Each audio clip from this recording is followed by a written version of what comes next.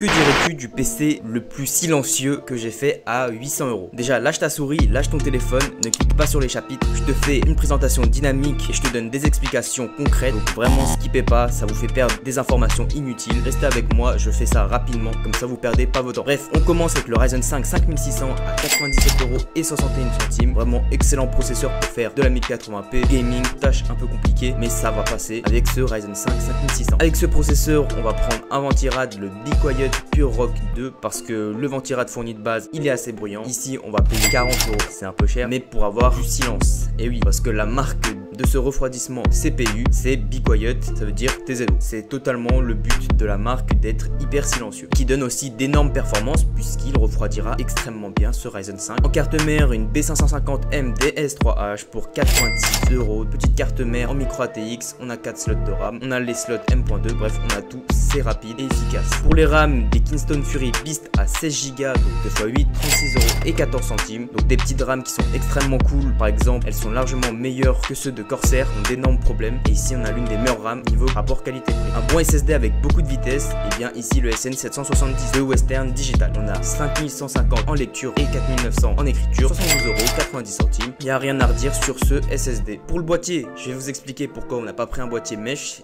Be Quiet, le Pure Base 500 à 86 € et 2 centimes. Quand vous prenez un boîtier pour qu'il soit silencieux, il faut pas mettre de face mesh parce que vous avez les ventilos qui sont juste derrière qui tournent et qui font du bruit. Ici, comme c'est une fâche plein, donc il n'y a pas d'ouverture ou quoi que ce soit, il n'y aura pas de bruit qui va sortir. Bon, le problème bien sûr c'est que en termes de flux d'air et de refroidissement ça va être un peu plus mauvais, mais si vous avez une petite config qui ne demande pas beaucoup, par exemple comme celle que je présente là maintenant, eh bien ça va passer crème. 86 €, c'est un peu cher mais ça va aller. L'alimentation, la Messi Mac A650 PM, 56 €, je la présente pour vous. Il n'y a plus grand chose à redire là-dessus, 80 plus pour 11. Ici, deux choix de cartes graphiques. Donc la RX 7600 à 270 €. Modèle 8 Go en GDDR6. Très bien pour faire de la 1080p, un peu de 1440p si vous voulez. C'est vraiment ancré pure gaming. Et son concurrent, l'AMSI RTX 4060 à 288 €. Eh bien, c'est une carte graphique toujours en 1080p et un peu en 1440p. Moins que la RX 7600. Et celle-ci, vous aurez l'encodeur NVENC. Donc si vous voulez faire un peu de streaming, un peu de vidéo de montage, c'est toujours cool à avoir cette carte graphique puisque au moins vous serez tranquille niveau multitâche. Bon, restez 2 secondes avec moi, je vous montre les specs du Ryzen 5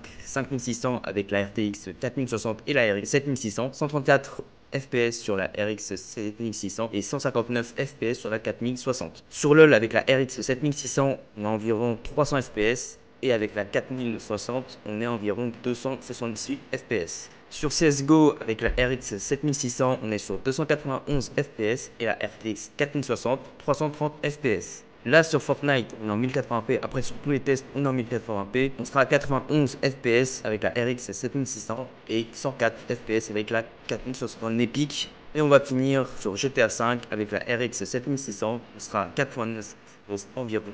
Et pour la RTX 4060, à 109 FPS.